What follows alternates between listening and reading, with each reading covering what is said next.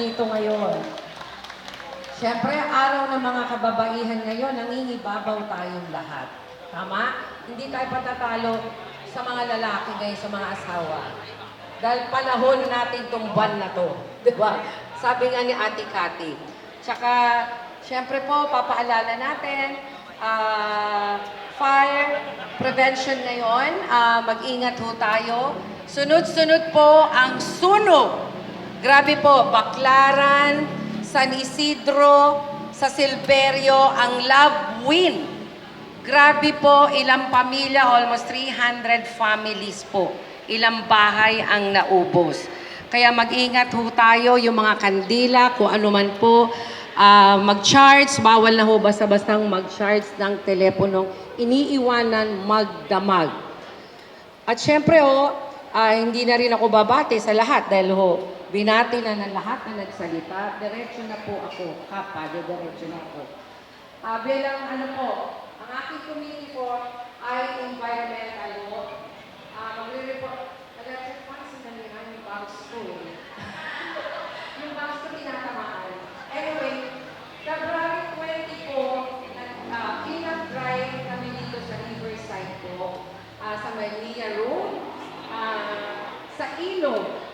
Kasama ho natin dyan ang Estero Ranger, environmental head na si Richard. So, napakasipag po nandito. Siyempre po, Alma Cares, ang maintenance na nakasama din ho natin na kay James. Talaga pong bumaba kami sa ilog, napakarami pong basura. Sabi nga ni Kap, Mama Nes, pag nagawa natin ang paraan niya, magdagdag tayo ng isang balsa. Tama, Kap?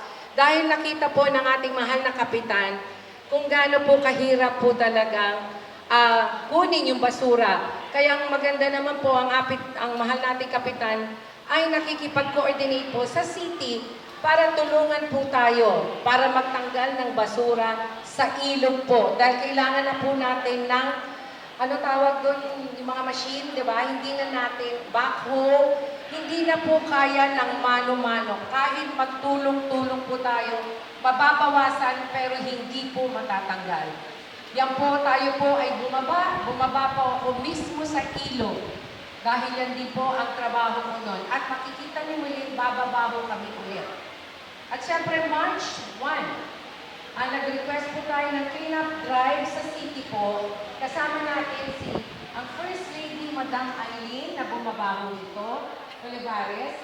At syempre, ang head po ng Senro, si Mark Besa. Sa dito po sa may seaside, naglinis po tayo dito sa may Patag. Boundary po ng Donggalo. Sobra din po dami ng basura. Kaya po, nakikiusap po kami, kung pwede po, wag po tayo magtapon dyan. Kasi dito, okay lang kung bote ho ang nakukuha. Hindi po, iba-iba po ang nakukuha. Pangit mapakinggan, pero iba-iba, meron pang electrical pangasira, kung ano ang nakukuha po dyan. Ang CBS, Senro,